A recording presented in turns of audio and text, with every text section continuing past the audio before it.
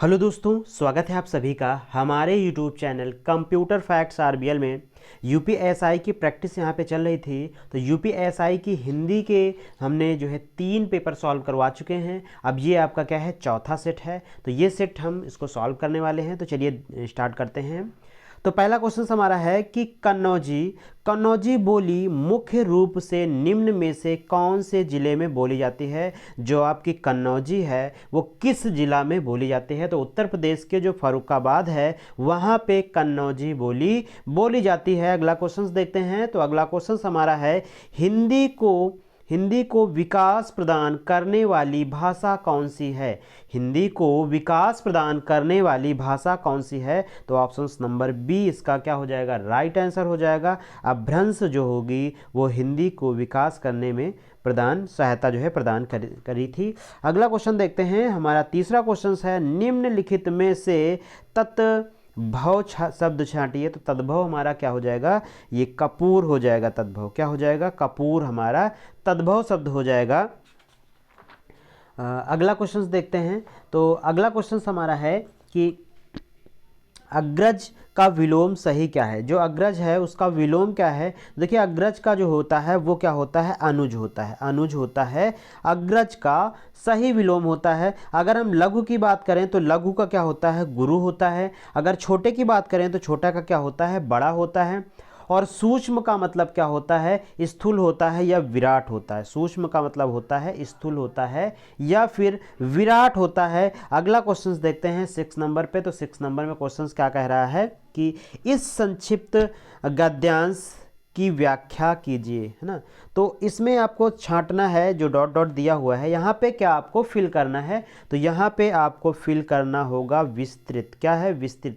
इस जो है संक्षिप्त गद्यांश की विस्तृत व्याख्या कीजिए। यहाँ पे ऑप्शन नंबर आपका बी क्या हो जाएगा, राइट आंसर हो जाएगा। अगला क्वेश्चन देखते हैं, कौन सा जोड़ी समरूपी जो है विभिन्न भिन्नार्थक है। तो आपको यहाँ पे भिन्न समझना है कि कौन सी जोड़ी जो है भिन्न है। भिन्न का मतलब होता है कौन सी जोड़ी बिल्कुल अलग है। तो आप देखते हैं कि अवधि और अवधि ये जो है आपका पूरा भिन्न है। बाकी आपके क्या हैं, सही हैं। अगला क्वेश्चन देखते हैं। तो दिए गए विकल्पों में से शुद्ध जो है आपको वाक्य की पहचान करनी है। दिए गए विकल्पों में आपको क्या करना है, शुद्ध वाक्य की पहचान करना है। अब यहाँ पे आपको जो है ऑप्शन 4 दिए हुए हैं। ऑप्शन है, मजदूरों को अनेक काम है। मजदूरों को अनेक काम है, पूरी तरीके से आपका सेंटेंस गलत है। अगर हम दूसरे की बात करें, मजदूरों को अनेकों काम, इसका मतलब है अनेकों शब्द बिल्कुल पूरी तरीके से क्या होता है, गलत होता है। फिर उसके बाद मजदूरों को अनेकों काम, फिर पूरी तरीके से ये क्या है, गलत है। अब यहाँ पे सही क्या है, मजदूरों को अनेक काम है। मजदूरों को अनेक काम है, यहाँ पे आपका क्या हो जाएगा, सही। आपका सही ऑप्शन नंबर डी हो जाएगा। हाँ, आप देखेंगे ऑप्शन नंबर ए और ऑप्शन नंबर आप डी देखेंगे तो उसमें से क्या अलग है। आपको लग रहा होगा कि सेम है, लेकिन सेम नहीं है। थोड़ा सा हम जूम करके दिखाते हैं। देखिए, मजदूरों को अनेक काम हैं यहाँ पे लिखा हुआ है और यहाँ पे लिखा हुआ है। ये छोटी सी गलती ही इस क्वेश्चन को गलत कर सकती है। यहाँ पे ऑप्शन नंबर डी इसका राइट आंसर हो जाएगा। अगला क्वेश्चन देखते हैं। दिए गए विकल्प में से आपको पुल्लिंग जो है शब्द कौन सा है, आपको पुल्लिंग शब्द पहचानना है। तो ऑप्शन नंबर आपका बी हो जाएगा। पुल्लिंग नृप जो होगा वो पुल्लिंग हो जाएगा। बाकी सब आपकी क्या हो जाएंगी, स्त्रीलिंग हो जाएंगी। अगर आपको स्त्रीलिंग और पुल्लिंग में भेद करने में थोड़ी सी प्रॉब्लम या कठिनाई होती है तो आप एक शब्द बना लीजिए और शब्द जैसे बनाएंगे आपको स्त्रीलिंग और पुल्लिंग का जरूर ज्ञान हो जाएगा। जैसे हम यहाँ पे बताते हैं, रात्रि, है ना। रात्रि, बहुत बड़ी रात्रि होती है। अब बताइए, होता है या फिर होती है। तो आप बताएंगे बहुत बड़ी रात होती है। तो रात होती है कि मतलब रात्रि होती है, इसका मतलब ये है आपकी पुल्लिंग है। ये क्या, सॉरी, ये क्या है, स्त्रीलिंग बन गई, होती है और होता है। अगर होता है तो आपका जो है पुल्लिंग हो जाएगा, होती है। हाँ, अगला क्वेश्चन देखते हैं। तो इसमें आपका आंसर बिल्कुल सही होगा। नृप इसका सही हो जाएगा आंसर। मामा का बहुवचन बताइए। मामा का बहुवचन बताइए। आप लोग बताइए मामा का जो है बहुवचन क्या होता है। तो मामा का जो बहुवचन होता है वो मामा ही होता है। क्या होता है? मामा का जो बहुवचन होता है वो मामा ही होता है। मामा वर्ग बिल्कुल गलत है, और मामा गण, मामा लोग, ये सब आपके क्या हैं? गलत हैं। यहाँ पे आपका राइट आंसर क्या होगा? मामा ही होगा। अगला क्वेश्चन देखते हैं। अगला क्वेश्चन हमारा है, वह बहुत धार्मिक, और धार्मिक के नीचे यहाँ पे अंडरलाइन है, व्यक्ति है। वाक्य में रेखांकित पद है, जो आपका रेखांकित पद है, धार्मिक जो पद है, उसका मतलब क्या है? तो ये क्या है? विश्लेषण है। क्या है? विश्लेषण है। ये विशेषण है। ये क्या है? विशेषण है। बहुत धार्मिक व्यक्ति है, ये व्यक्ति की क्या बता रहा है? व्यक्ति की यह विशेषता बता रहा है, इसलिए क्या है? विशेषण। क्या है? विशेषण। अगला क्वेश्चन देखते हैं। तो अगला क्वेश्चन है, लड़के ने पुस्तक पढ़ी है। लड़के ने पुस्तक पढ़ी है, वाक्य का काल है। इसका वाक्य का काल क्या होगा आपको बताना है। तो इसका राइट आंसर क्या हो जाएगा? इसका राइट आंसर हो जाएगा पूर्ण वर्तमान काल हो जाएगा। कौन सा? पूर्ण वर्तमान काल इसका आंसर हो जाएगा। अगला क्वेश्चन देखते हैं।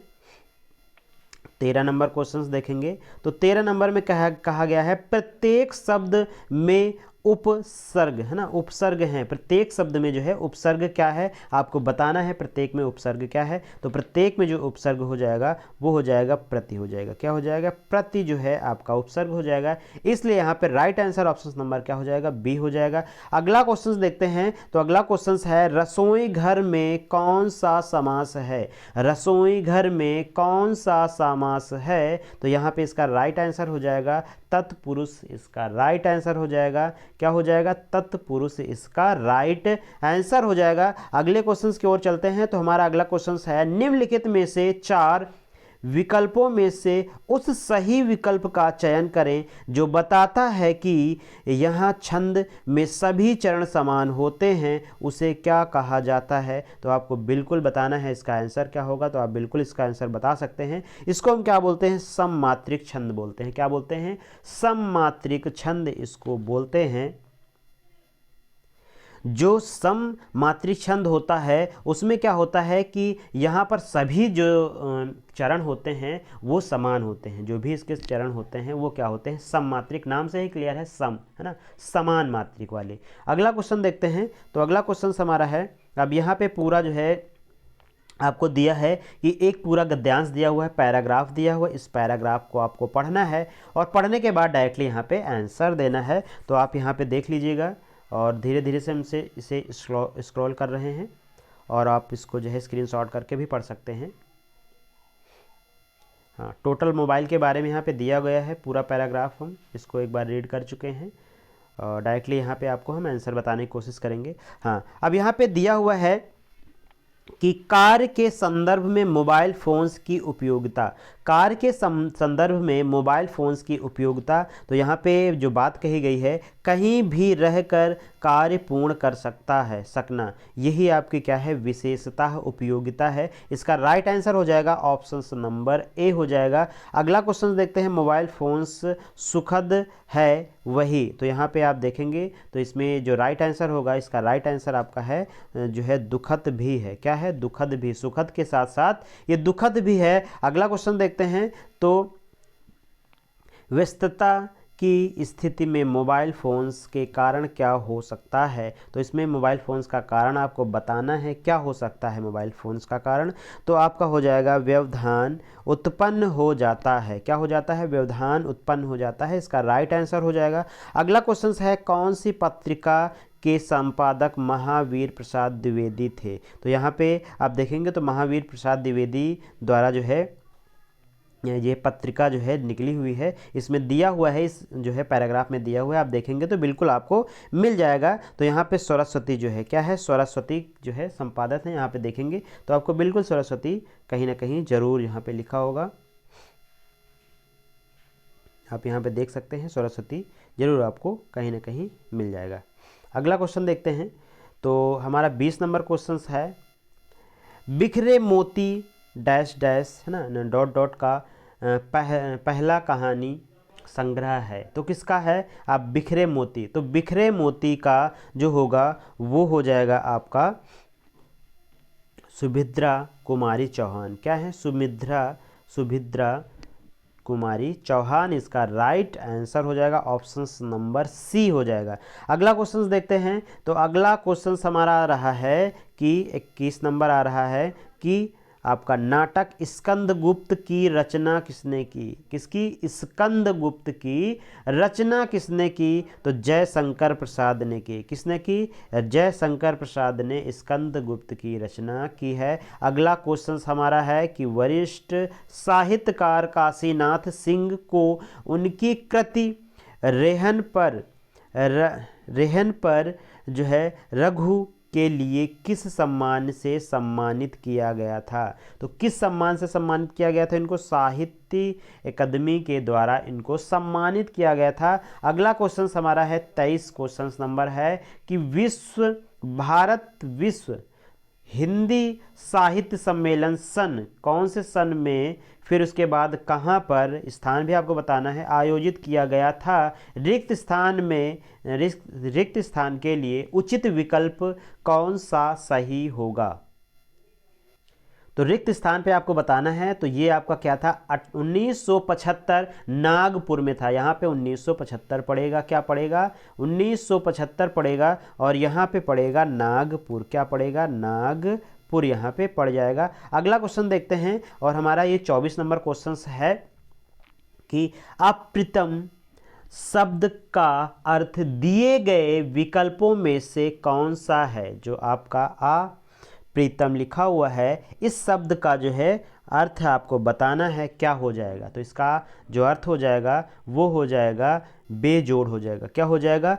बेजोड़ इसका राइट आंसर हो जाएगा। और इस सेट का लास्ट क्वेश्चन है कि आपका सौमन्त्या की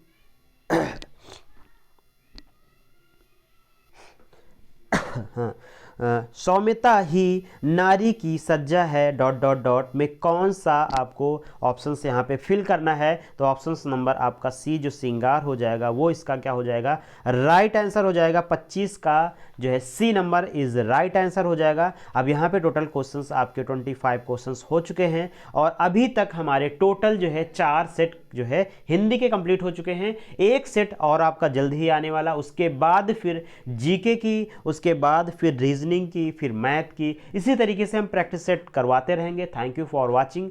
मिलते हैं आपको नेक्स्ट वीडियो में। तब तक के लिए जय हिंद, जय भारत।